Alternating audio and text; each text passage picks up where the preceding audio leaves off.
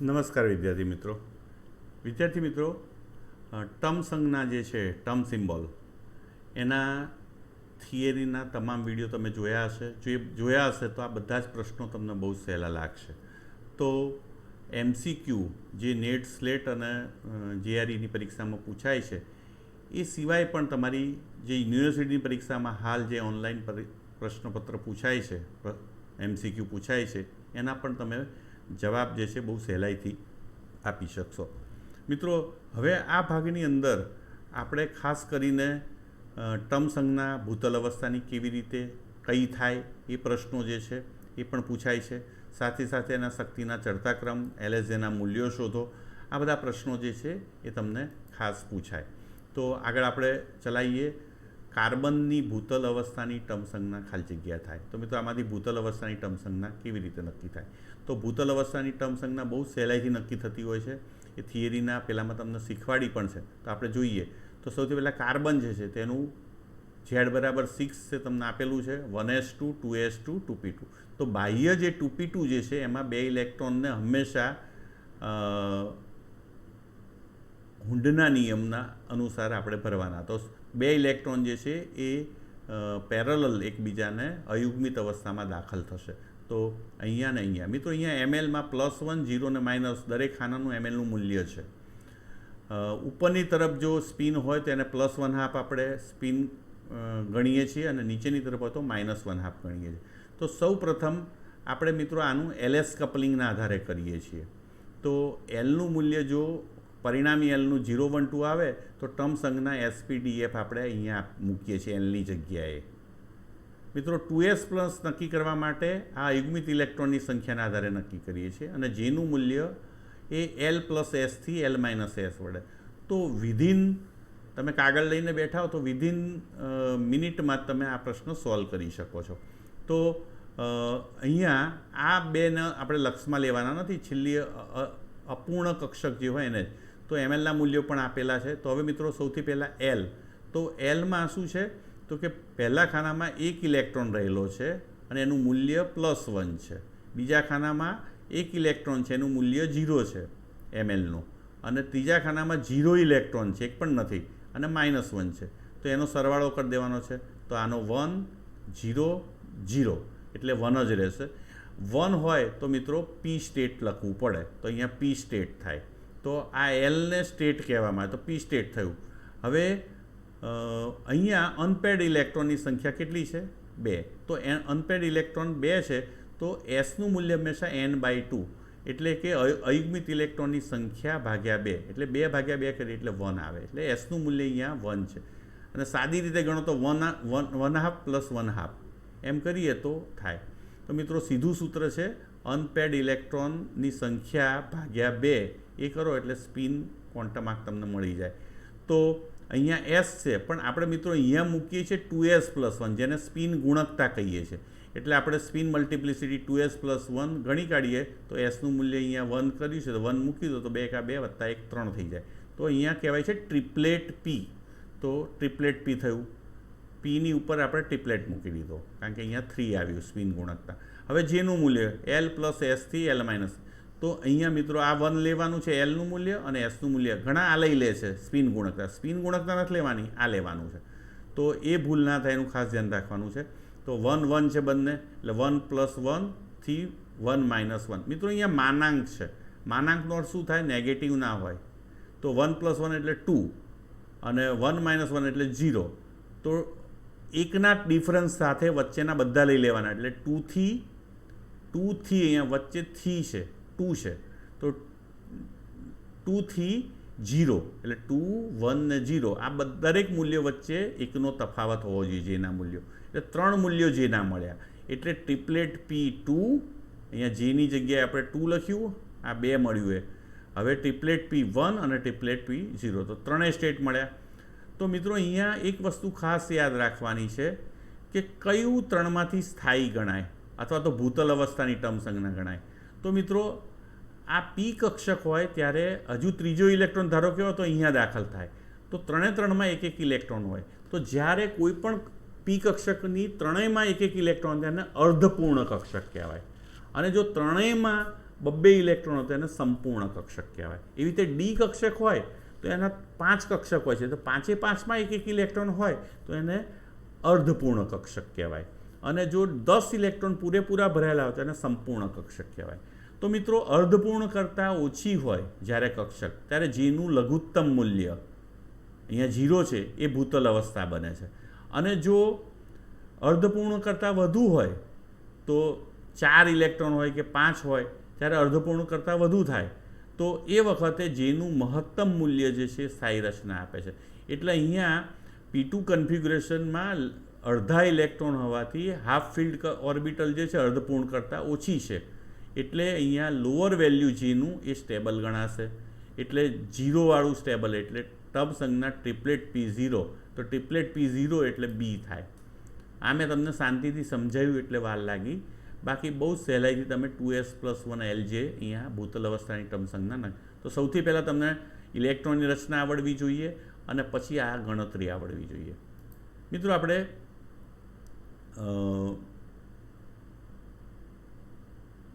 Ground સ્ટેટની term વાત કરીએ તો P1 માટે તમે કોઈ પણ લઈ શકો. તો P1 માટે હંમેશા ભૂતલ અવસ્થાની ટર્મ આ થશે, P2 માટે આ થશે, P3 માટે ક્વાર્ટેટ S3/2, P4 માટે ટ્રિપલેટ P2, P5 માટે ડબલેટ P3/2 અને P6 માટે સિંગલેટ S0.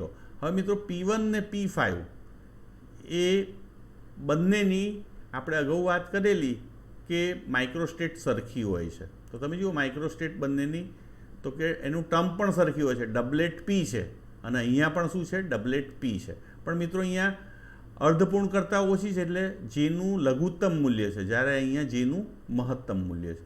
એવી રીતે P2 એની P4 છે, તો P2 ને P4ની હંમેશા ટર્મ સંજ્ઞા, આની ટ્રિપલેટ P છે, આની પણ ટ્રિપલેટ P છે. પણ આ અર્ધપૂર્ણ કરતાં P2 ઓછું છે એટલે એનું 0 લઘુત્તમ મૂલ્ય સ્થાયી આપે છે, જ્યારે આનું મહત્તમ મૂલ્ય આપે છે. અને P3 માટે આ થાય છે. તો આમ મિત્રો P1 ને P5ની ટર્મ સરખી છે, ડબલેટ P2 ને P4ની સરખી છે, જ્યારે P3 એ અર્ધપૂર્ણ છે, એની એક જ હોય છે હંમેશા ક્વાર્ટેટ S3/2, અને P6 પણ એક જ હોય છે, એની સિંગલેટ S0 જ મળે છે. તો આમ મિત્રો Pn અને P6-n એની ટર્મ પણ સરખી હોય છે, એની માઇક્રોસ્ટેટની સંખ્યા પણ સરખી હોય છે. તો આ બાબતને ખાસ ધ્યાનમાં રાખવાની. મિત્રો હવે ડી કક્ષક ધરાવતી હોય એવી ટર્મ સંજ્ઞાઓ એવા તો ક્રોમિયમ +2 24 છે એનો પરમાણુ ભાર, એની ભૂતલ અવસ્થાની ટર્મ નક્કી કરો. તો સૌ પ્રથમ ભૂતલ અવસ્થાની ટર્મ નક્કી કરવા માટે એનું ઇલેક્ટ્રોન ક્રોમિયમ 24 એટલે 3d5 4s1 છે મિત્રો, અને +2 એટલે એક ઇલેક્ટ્રોન અહીંથી જશે ને એક ઇલેક્ટ્રોન અહીંથી જશે એટલે 3d4 થશે મિત્રો. એટલે એનો અર્થ એમ થયો આર્ગોન પછી 3d4 એટલે 4 ઇલેક્ટ્રોન અહીંયા આપણે મૂકી દીધા. +2 +1 0 -1 -2 mlના મૂલ્યો છે ડી કક્ષક માટેના. મિત્રો અહીંયા તમને એવું પૂછ્યું હોય કે Mn+2નું ભૂતલ અવસ્થાની ટર્મ સંજ્ઞા, તો એમાં Mnના Z બરાબર 25 છે એટલે 3d5 4s2 થાય, અને એમાંથી પણ 2 ઇલેક્ટ્રોન જતા રહે તો સોરી મિત્રો અહીંયા ભૂલ છે, Mn+3 આવે તો અહીંયા 3d4 થશે. તો 3d4 આમાં પણ છે 3d4 અને આમાં પણ 3d4 છે, અહીંયા Mn+3. તો આ બંનેની ઇલેક્ટ્રોન રચના સરખી છે, તો એની ટર્મ સંજ્ઞા સરખી જ થાય મિત્રો. તો અહીંયા 4 ઇલેક્ટ્રોન મૂકી દીધા. એલનું મૂલ્ય તમે મૂકો, +2ના ખાનામાં 1 છે, +1ના ખાનામાં 1 છે, +1 એટલે તમે જુઓ તો આ બધાનું કરો તો 2 આવે છે. તો એલ બરાબર 2 હોય તો ડી સંજ્ઞા થાય, ડી સ્ટેટ થાય, તો ડી સ્ટેટ મૂકી દીધું. અનપેર ઇલેક્ટ્રોન કેટલા છે 4 છે, 4/2 કરી દો એટલે 2 થશે. તો એલનું મૂલ્ય પણ 2 આવ્યું અને એસનું મૂલ્ય પણ 2 આવ્યું. પણ મિત્રો અહીંયા આપણે 2s+1 સ્પિન ગુણકતા મૂકીએ તો સ્પિન મલ્ટિપ્લિસિટી 2s+1 બરાબર 5 થશે, 2 દુ 4 ને 1 5, તો 5 થશે એટલે ક્વિન્ટેટ ડી સ્ટેટ થશે મિત્રો.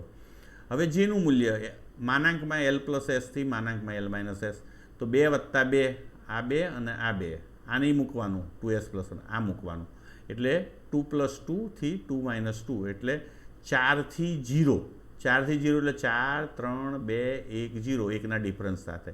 તો આમ 5 આના પદો થયા. તો આ 5 અર્ધપૂર્ણ કરતાં ઓછી ભરાયેલી, અર્ધપૂર્ણ ક્યારે કહેવાય? D5 હોય તો, પણ આ D4 છે એટલે D1 D2 D3 અને D4 આ 4 ઇલેક્ટ્રોન રચના અર્ધપૂર્ણ કરતાં ઓછી ગણાય એટલે જેનું લઘુત્તમ મૂલ્ય સ્થાયી આપે. જ્યારે D6 D7 D8 D9 એ અર્ધપૂર્ણ કરતાં વધુ ભરાયેલી છે એટલે એમાં જેનું મહત્તમ મૂલ્ય હોય એ સ્થાયી રચના આપે. એટલે અહીંયા લઘુત્તમ મૂલ્ય લેવાનું કારણ કે અર્ધપૂર્ણ કરતાં ઓછી છે એટલે ડબલેટ D5 0 થશે. તો ડબલેટ D0 જે છે એ ક્વિન્ટેટ D0 એ આપણો જવાબ થયો. તો ક્વિન્ટેટ D0 D જે છે આપણો આન્સર છે મિત્રો. Fe+3ની ભૂતલ અવસ્થાની ટર્મ સંજ્ઞા, તો મિત્રો એ જ પ્રમાણે Fe+3 એટલે 3D6 4s2 એની ઇલેક્ટ્રોન રચના Feની, એમાંથી 2 ઇલેક્ટ્રોન 3D5 થશે. એવી જ રીતે મિત્રો અહીંયા પણ Mn+2 એમાંથી પણ 2 ઇલેક્ટ્રોન જાય તો એની પણ 3D5 થશે. તો બંનેની ઇલેક્ટ્રોન રચના 3D5. તમને એમ કહેવામાં આવે કે Mn+2ની ભૂતલ અવસ્થાની ટર્મ સંજ્ઞા અથવા તો Fe+3ની, બંનેની સેમ જ થાય. કઈ થશે? તો અહીંયા મિત્રો 5 ઇલેક્ટ્રોન અહીંયા ભરાયેલા છે એક એક 5 કક્ષામાં એટલે L બરાબર બધું તમે મૂકશો તો 0 થશે એટલે S ટેસ્ટ થશે. કારણ કે 0 હોય તો S થાય તો S સ્ટેટ થયો. હવે 5 અયુગ્મિત એટલે 5/2 થશે Sનું મૂલ્ય અને સ્પિન મલ્ટિપ્લિસિટી S 2s + 1 એ 6 થશે એટલે 6 S એ અથવા તો હેક્ઝેટ S એને કહેવામાં આવે છે સ્ટેટ થશે. હવે L + S થી L- એટલે 0 + 5/2 થી 0 - 5/2. હવે 0 + 5 એટલે 5/2 થાય અને અહીંયા -5/2 પણ અહીંયા માનાંક છે એટલે માઇનસ ના આવે પ્લસ જ આવે એટલે 5/2 થી 5/2 એટલે 5/2 એક જ. તો અહીંયા એક જ સ્ટેટ મળતો 6 S 5/2. તો કોઈકને પ્રશ્ન થાય કે 5 અયુગ્મિત એટલે અર્ધપૂર્ણ ભરાયેલું ત્યારે શું? તો મિત્રો એમાં જેનું એક જ મૂલ્ય હંમેશા આવે છે. એ રીતના સંપૂર્ણ ભરાયેલું હોય ત્યારે જેનું એક જ મૂલ્ય 0 આવે. તો આમ અર્ધપૂર્ણ કરતાં ઓછી હોય ત્યારે જેના વધુ મૂલ્ય હોય છે એમાંથી લઘુત્તમ મૂલ્ય સ્થાયી રચના આપે. જ્યારે અર્ધપૂર્ણ કરતાં વધુ કક્ષક ભરાયેલી હોય ત્યારે જેના મળતા મૂલ્યમાંથી મહત્તમ મૂલ્ય સ્થાયી રચના આપે છે. તો આમ 6 S 5/2 એ આપણો જવાબ થશે એટલે C આપણો જવાબ થાય. તો આમ મિત્રો કોઈ પણ ઇલેક્ટ્રોન D કક્ષકવાળી હોય તો D1 અને D9ની ટર્મ હંમેશા ડબલેટ D થાય છે. D2 D8ની પણ triplet F, D3 D7ની ક્વાર્ટેટ F, D4 D6ની ક્વિન્ટેટ D, D5ની સિક્સેટ S અને D10ની સિંગલેટ S. મિત્રો આ બધી જ ટર્મ જે છે જેવી રીતના D9ની ટર્મ સરખી થાય છે એના માઇક્રોસ્ટેટ પણ સરખા થાય છે. આ બંનેના પણ ટર્મ સંજ્ઞા સરખી છે અને માઇક્રોસ્ટેટ પણ સરખા થાય. તો આમ Dn અને D10 - n બંનેની ટર્મ સંજ્ઞા પણ સમાન હોય અને માઇક્રોસ્ટેટ પણ સમાન હોય. તો આ બાબત આપણે તો આમ મિત્રો દરેક કોઈ પણ તમને કન્ફિગ્યુરેશન આપ્યું હોય ઇલેક્ટ્રોન એનું ભૂતલ અવસ્થાનું પદ જે છે તમે બહુ જ સહેલાઈથી નક્કી કરી શકો છો. મિત્રો હવે LSJના મૂલ્યોની વાત કરીએ તો ધારો કે ડબલેટ P છે ટર્મ માટે LSJના મૂલ્યો નક્કી કરો. મિત્રો આપણે જાણીએ છીએ અહીંયા ઉપર આપેલું છે 2s + 1 સ્પિન ગુણકતા છે. તો બહુ સહેલાઈથી હું આ ડબલેટ Sમાંથી L બરાબર શું છે, S બરાબર શું છે અને જેના મૂલ્યો કયા છે તો એના માટે આપણે કેવી રીતે ગણતરી કરી શકીએ? તો મિત્રો હંમેશા આ સાઈડ પર લખી દેવાનું કે L બરાબર 0 હોય તો S ટર્મ થાય એટલે અહીંયા શું છે P છે. તો અહીંયા P છે ડબલેટ Pમાં તો P હોય એટલે L બરાબર શું થાય? 1 થાય. તો L બરાબર 1 હિયર P સ્ટેટ છે એટલે L બરાબર 1. હવે 2s + 1 બરાબર 2 છે તો સ્પિન મલ્ટિપ્લિસિટી 2s + 1 બરાબર 2 છે એટલે આની તમે Sને કરતા બનાવો તો S બરાબર શું થશે? 1/2. તો આનો અર્થ એમ થયો કે L બરાબર 1 અને S બરાબર 1/2. તો અહીંયા આપણે સહેલાઈથી કહી શકીએ છીએ કે S બરાબર 1/2 થશે. મિત્રો તમને એવું પણ પૂછે કે ડબલેટ P ટર્મમાં અયુગ્મિત ઇલેક્ટ્રોનની સંખ્યા જણાવો તો મિત્રો તમે તરત જ કહી શકો Sનું મૂલ્ય 1/2 હોય તો અયુગ્મિત ઇલેક્ટ્રોનની સંખ્યા હંમેશા 2s થાય એટલે કે 1 થશે. તો Sને 2 વડે ગુણી કાઢો તો અયુગ્મિત ઇલેક્ટ્રોનની સંખ્યા તમને મળે. એટલે તમને પ્રશ્ન આ રીતે પૂછી શકે કે 2p ટર્મ માટે L, S ને જેના મૂલ્યો નક્કી કરો, 2p ટર્મ માટે અયુગ્મિત ઇલેક્ટ્રોનની સંખ્યા નક્કી કરો તો પણ તમે કરી શકો છો. તો આગળ આટલી ગણતરીમાં પતી જાય છે તમારું. પણ અહીંયા તમને એલ એસને જેના મૂલ્યો કીધા છે, એલ ને એસના મળી ગયા આપણને 1 અને 1/2. એને હું મૂકી દઉં 1 + 1/2 થી 1 - 1/2 માનાંકમાં એલ પ્લસ એસ થી માનાંકમાં એલ માઇનસ એસ. તો બે પદ મળે 3/2 ને 1/2. તો 1 1/2 અને આ બે મૂલ્યો. તો 1 1/2. મિત્રો અહીંયા ભૂલ થઈ છે, અહીંયા 1/2 આવવું જોઈએ. અહીંયા જવાબ જે છે બી છે, અહીંયા 1/2 હોવું જોઈએ. તો 1 1/2 અને 3/2 વાળું. તો એ જવાબ સાચો છે. અહીંયા ભૂલથી આને લઈ લીધેલું છે મેં, પણ 1/2 થાય. હવે આપણે એલએસજેના મૂલ્યો કેવી રીતે ગણાય એવા બે ગણી કાઢીએ. ક્વાર્ટેટ એફમાં કેવી રીતે થાય? તો જુઓ, અહીંયા એફ છે તો એલ બરાબર 3 થશે. અહીંયા ક્વાર્ટેટ છે એટલે સ્પિન મલ્ટિપ્લિસિટી 4 થશે, એટલે એસ બરાબર 3/2 થશે. એટલે અનપેર ઇલેક્ટ્રોનની સંખ્યા 3 થાય. મેં તમને અગાઉ પણ વાત કરી, અનપેર ઇલેક્ટ્રોન પણ ગણી શકાય છે. અને જેનું મૂલ્ય જે છે એ 9/2 7/2 5/2 ને, તો એલએસજેના મૂલ્યો આ પ્રમાણે મળશે. તો તમે જવાબ બહુ સહેલાઈથી નક્કી શકો. એવી રીતના સિંગલેટ એસ છે તો એસ છે એટલે એલ બરાબર 0. સ્પિન મલ્ટિપ્લિસિટી કેટલી છે મિત્રો? સિંગલેટ છે એટલે 2s + 1 બરાબર 1 એટલે એસ બરાબર 0. તો અનપેર્ડ ઇલેક્ટ્રોન પણ 0 થશે. અને જેનું મૂલ્ય જે છે એ 0 + 0 એટલે 0 થી 0 એટલે 0. તો આમ ત્રણેયના મૂલ્યો સિંગલેટ એસમાં હંમેશા 0 થાય છે. તો કોઈ પણ ટર્મ આપેલી હોય તો આ સૂત્રોની મદદથી તમે એલએસજેના મૂલ્યો પણ નક્કી કરી શકો છો અને સાથે સાથે અનપેર્ડ ઇલેક્ટ્રોન જે અયુગ્મિત ઇલેક્ટ્રોનની સંખ્યા પણ તમે નક્કી કરી શકો છો. મિત્રો P2 વિન્યાસ માટે નીચેની ટર્મની શક્તિનો ક્રમ જણાવો. મિત્રો અહીંયા ટર્મ આપેલી છે 3: સિંગલેટ એસ, ટ્રિપલેટ પી અને સિંગલેટ ડી. તો આ ત્રણેયમાંથી સૌથી સ્થાયી કયું, પછી બીજો નંબર કોનો, ત્રીજો નંબર કોનો? તો આના ચડતા ક્રમ ગોઠવવાનો છે મિત્રો. તો singlet S is less than triplet P is less than singlet D. આમાંથી કોણ સૌથી સ્થાયી થાય? તો મિત્રો એમાં એના માટે 3 નિયમ છે. પહેલું, હંમેશા એસ જોવાનું, મહત્તમ એસ. એસનું મૂલ્ય કોનું વધુ છે? તો જેની સ્પિન મલ્ટિપ્લિસિટી વધુ હોય. આ ત્રણમાંથી સ્પિન મલ્ટિપ્લિસિટી કોની વધુ છે? તો આ ટ્રિપલેટ પીની. તો ટ્રિપલેટ પી જે છે સૌથી સ્થાયી થાય. તો ટ્રિપલેટ પી નીચે આવવું જોઈએ, ઓછામાં ઓછી શક્તિવાળું. ત્યારબાદ બાકીના બે રહ્યા, સિંગલેટ એસ અને સિંગલેટ ડી. તો બીજો નિયમ છે મહત્તમ એસનો. તો જેનું એ એલનો મહત્તમ એલ એટલે એલનું મૂલ્ય જેનું વધુ હોય. તો અહીંયા ડીમાં એલનું મૂલ્ય એસમાં 0 છે અને ડીમાં 2 છે. એટલે ડીવાળું જે છે એ બીજું આવે અને પછી સૌથી અસ્થાયી પદ સિંગલેટ એસ થાય. તો આમ આપણે શક્તિનો ક્રમ જે છે આપણે આ પ્રમાણે ગોઠવી શકીએ. તો અહીંયા તમે જોઈ શકો છો કે P2 કન્ફિગ્યુરેશનમાં પહેલાં આ હંમેશા લખી દેવાનું, એસ પી એટલે 1, ડી એટલે 2. તો મિત્રો અહીંયા ટર્મ સંજ્ઞા જે છે એ તમારી આ 3 આપેલી છે તમને, સિંગલેટ એસ, ટ્રિપલેટ પી અને ડી.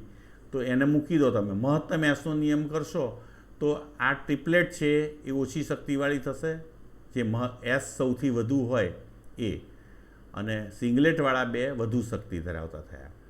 એટલે આ તો થઈ જ ગયું મિત્રો. હવે આ બેમાંથી કોણ વધુ સ્થાયી? તો મહત્તમ મેક્સિમમ એલનો રૂલ છે. તો આ બંનેમાંથી એલનું મૂલ્ય ડીનું વધુ છે એટલે એ સ્થાયી થાય અને એસનું મૂલ્ય આ વધુ છે. તો આમ મિત્રો સૌથી વધુ સ્થાયી ટ્રિપલેટ પી, પછી સિંગલેટ ડી અને સિંગલેટ એસ. તો આપણો જવાબ જે છે એ મિત્રો સી થશે. D2 વિન્યાસ માટે નીચેની ટર્મની શક્તિનો ક્રમ. આ 5 ટર્મ આપે છે D2 વિન્યાસ. તો આ D2 વિન્યાસની આ 5-5માં શક્તિનો ચડતો મિત્રો એ જ સેમ નિયમ છે. આ સિંગલેટ છે, આ ટ્રિપલેટ છે, આ સિંગલેટ છે, ટ્રિપલેટ સિંગલેટ. તો ટ્રિપલેટવાળા આ બંને, ટ્રિપલેટ એફ અને ટ્રિપલેટ પી, એ આ સિંગલેટ કરતાં સ્થાયી થશે. એટલે મહત્તમ એસના નિયમમાં આ બે આવે. અને એમાં પણ પછી આપણે ભાગ પાડવા હોય તો પી કરતાં એફમાં એલનું મૂલ્ય વધુ છે. તો સૌથી સ્થાયી આમાં ટ્રિપલેટ એફ થશે. તો ટ્રિપલેટ એફવાળા 3 છે. પછી ટ્રિપલેટ પી આવે તો ટ્રિપલેટ પીવાળા પણ છે. તો આ 3માંથી હજુ કયા? તો આ સિંગલેટવાળું જોવું પડશે. તો મિત્રો અહીંયા આપેલું છે કે 5-5 પદ લખ્યા. મહત્તમ એસ કરું તો એમાં ટ્રિપલેટ પીવાળા બે નીચે આવી ગયા, ટ્રિપલેટ પી અને ટ્રિપલેટ એફ. અને મહત્તમ એલ કરું તો એમાં સૌથી સ્થાયી આ થાય છે ટ્રિપલેટ પી, પછી ટ્રિપલેટ એફ, પછી ટ્રિપલેટ પી. હવે જે આ 3 મળ્યા, સિંગલેટ એસ, સિંગલેટ ડી અને સિંગલેટ, એમાંથી મહત્તમ એલ કરો તો જી નીચે આવે, ડી એનાથી ઉપર અને સૌથી એસ. તો આમ જી ડી એસ. તો આમાં જી ક્યાં છે? G D S. તો એફ પી GDS આ તમારું બી જે છે એ જવાબ થશે. તો આમ શક્તિનો ક્રમ જે છે મિત્રો એ પણ પૂછાતો હોય છે. હવે નીચેની ટર્મ પૈકી સૌથી ઓછી શક્તિ કોની છે? એક જ વસ્તુ પૂછી કે આ બધામાં સૌથી ઓછી, તો પહેલું હંમેશા મિત્રો શું લેવાનું કે મહત્તમ એસ. મહત્તમ એસ કોનો છે? તો કે આનો 4 છે ક્વાર્ટેટ, આનો ટ્રિપલેટ છે, આનો ક્વાર્ટેટ છે સિંગલેટ. તો આ બંનેનો ક્વાર્ટેટ સરખો છે. તો પછી હવે આ બે સરખા થાય. હવે મહત્તમ એલ જોવાનું. તો મહત્તમ એલ આ બેમાંથી કોનું થશે? તો કે ડી વધુ કે F? S P D F. તો એફ સૌથી વધુ થાય, એટલે જવાબ જે થાય ક્વાર્ટેટ એફ, એ સૌથી ઓછી શક્તિ ધરાવતી. હવે મિત્રો આમાં આ જ પ્રશ્ન પૂછે કે સૌથી વધુ શક્તિ ધરાવતું કયું પદ? તો મિત્રો જો આ બેની વાત કરી સૌથી, પછી ટ્રિપલેટ આવે અને સિંગલેટ જી એ સૌથી વધુ શક્તિ ધરાવતું થશે. પણ અહીંયા ઓછીનું પૂછ્યું છે એટલે ક્વાર્ટેટ એફ એ ડી આપણો જવાબ થશે. તો મિત્રો આમ ટર્મ સંજ્ઞાની અંદર જે જુદા જુદા પ્રશ્નો પૂછાય છે એમાં કન્ફિગ્યુરેશનને લગતા પૂછાય, અયુગ્મિત ઇલેક્ટ્રોનની સંખ્યા કેટલી, ટર્મ સંજ્ઞા શું થાય, એલએસએના મૂલ્યો શું થાય, અયુગ્મિત ઇલેક્ટ્રોનની સંખ્યા કેટલી થાય, શક્તિના ટર્મને શક્તિના ચડતા ક્રમમાં ગોઠવો. તો મહત્તમ એસ, મહત્તમ એલ અને જેનો રૂલ આ જો તમને આવડતું હોય તો તમે સહેલાઈથી નક્કી કરી શકો છો. મિત્રો આ ચેપ્ટરના MCQના પૂરેપૂરા માર્ક્સ મેળવવા હોય તો મારા જે વિડીયોઝ જે થિયરીના એ ખાસ જોઈ લેજો, અને આ MCQ જે મેં તેના શીખવાડ્યા એ તમને અવશ્ય આવડશે. તો ફરી આપણે આવા જ MCQ સાથે અને નવા ટૉપિક સાથે ફરી મળીશું. ત્યાં સુધી રજા આપશો. પરીક્ષા માટે બેસ્ટ ઓફ લક. નમસ્કાર.